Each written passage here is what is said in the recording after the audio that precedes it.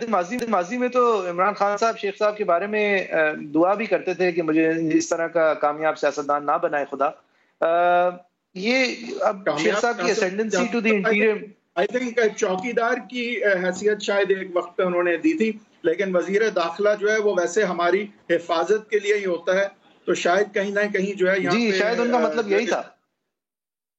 شاید تو سب سمجھ نہیں رہے تھے خان صاحب کیا کہہ رہے تھے کہ، لیکن انہوں نے اصل میں یہ کہا تھا میں چپڑاسی بھی نہ لگاؤں، یہ نہیں کہا تھا کہ لگاؤں. پتہ نہیں ہمایوں اختر خان صاحب بہت شکریہ آپ کے وقت کا. سر آپ کس طرح دیکھتے ہیں یہ چینجز؟ دیکھیے آج کا جو چینج ہے وہ جو حیدر وحید صاحب نے وجوہات بیان کی، وہ آج کی جو ری شفل ہے وہ مختلف وجوہات سے ہوئی ہے. شاہ صاحب کی ایک تو صحت کا ایشو تھا، دوسرا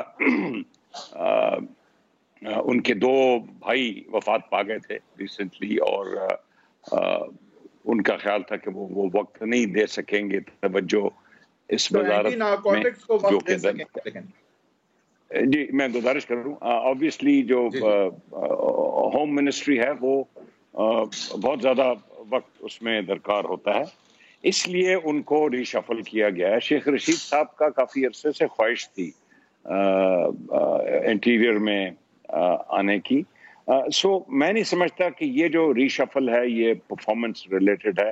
حفیظ شیخ صاحب آپ کو معلوم ہے اسلام آباد ہائی کورٹ کا ایک ڈیسیژن آیا ہے اور اس کی بنیاد پہ ایک آئین کی شک ہے کہ 6 مہینے تک آپ نان الیکٹڈ آدمی کو فیڈرل منسٹر کا عہدہ دے سکتے ہیں، جیسے مفتاح اسماعیل صاحب کو towards the end P M L N نے دیا.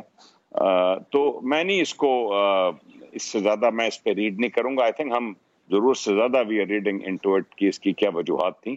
دوسرا دیکھیے ہمایوں صاحب ٹھیک ہے یہ بات اس حد تک تو آپ کی مان لی، لیکن شیخ رشید صاحب کو وزیر داخلہ بنانا پی ڈی ایم کے کچھ جلسے سے 2 دن پہلے، اور آگے دھرنوں کی جہاں اور ریزگنیشنز کی باتیں کی جا رہی ہوں، تو یہ سوال تو اٹھتا ہے کہ کیا ان کی اپوائنٹمنٹ جو ہے وہ پی ڈی ایم کو قابو کرنے سے ریلیٹڈ ہے یا نہیں؟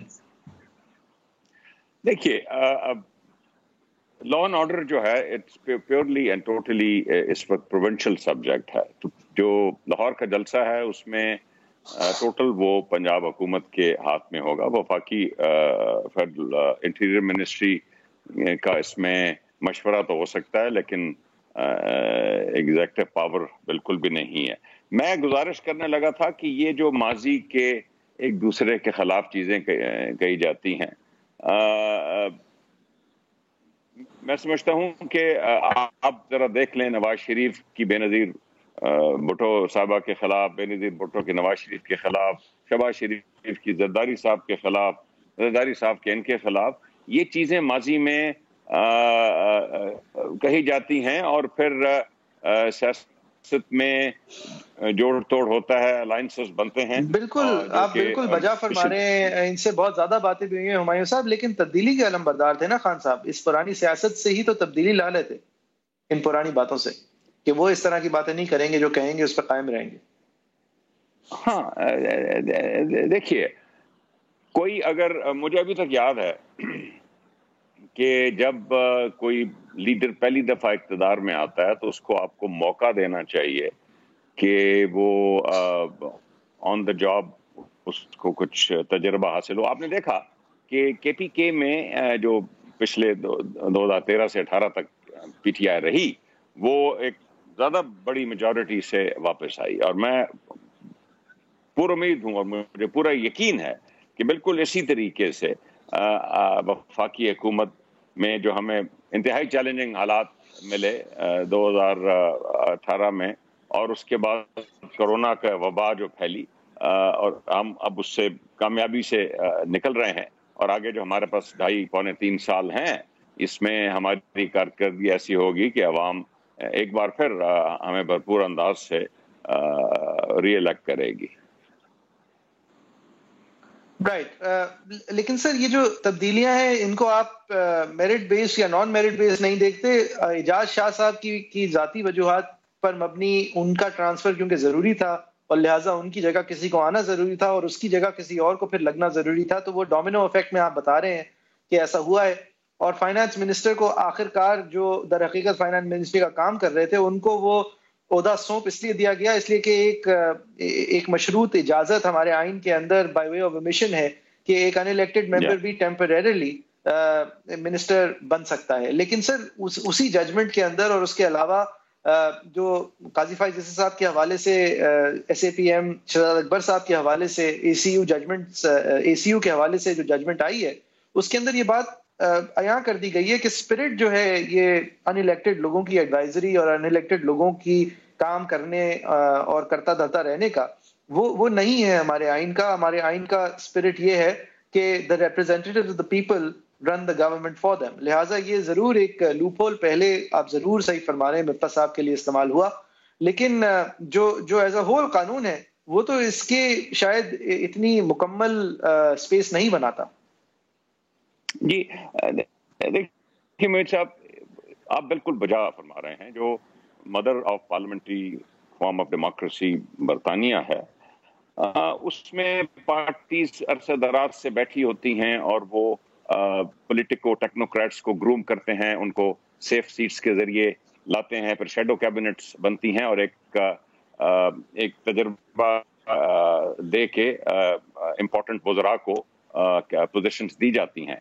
انفارچونیٹلی یہ صرف اس دور کی بات نہیں ہے. جہاں تک اکنامک منسٹریز کا تعلق ہے, آپ نے دیکھا کہ بہت دفعہ پارٹیز کے پاس وہ پولیٹیکو ٹیکنوکریٹ, میں ذاتی طور پر سمجھتا ہوں کہ اکنامک منسٹریز جو ہیں وہ پیور ٹیکنوکریٹس, ہمارا ماضی کا تجربہ اتنا کامیاب نہیں رہا, یہ پولیٹیکو ٹیکنوکریٹس کو دینی چاہیے اور اس کی کمی ہے. اس کی پیپل پارٹی میں بھی کمی ہے. آپ کو یاد ہوگا کہ پی ایم ایل این کے دور میں بھی اس طرح کے ایڈوائزرز اور اسپیشل اسسٹنٹس لائے گئے, اور پی ٹی آئی بھی کافی نئے لوگوں کو آزما رہی ہے. اسد عمر صاحب آئے اور پھر حفیظ شیخ صاحب کو چانس دی گئی.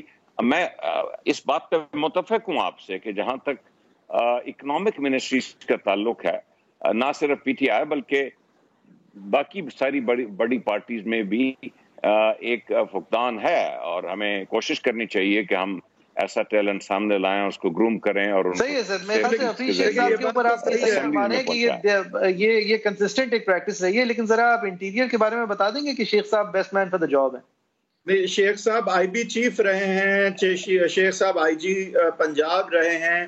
شیخ صاحب کی جو ہے وہ ٹریننگ کس طرح سے ہم ایسے سمجھیں کہ ہے کہ وہ ایک اچھے وزیر داخلہ ثابت ہوں گے, نہ کہ اس وجہ سے کہ جو خان صاحب ہیں ان سے بھی وہ قریب ہیں اور پھر خان صاحب کے جو ساتھی ہیں ان سے بھی وہ قریب ہیں.